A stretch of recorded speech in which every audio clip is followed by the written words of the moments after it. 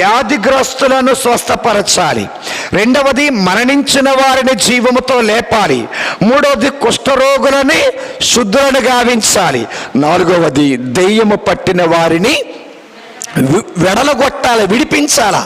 ఇది ఎవరు చేయమన్నారు? యేసు ప్రభువు వారు చేయమన్నారు. ఎవరిని చేయమన్నారు? 12 మంది శిష్యులని చేయమన్నారు.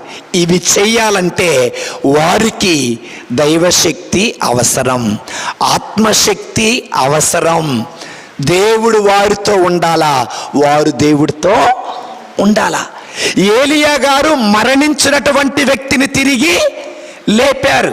పౌలు గారు మరణించినటువంటి వ్యక్తిని తిరిగి లేపారు. కుష్ఠరోగికి స్వస్థత ఇచ్చాడు ఎలీషా గారు. ఎందుకని? ఏలియాలో దేవుడు ఉన్నాడు, ఎలీషాలో దేవుడు ఉన్నాడు, సౌలుతో దేవుడు ఉన్నాడు. దేవుడు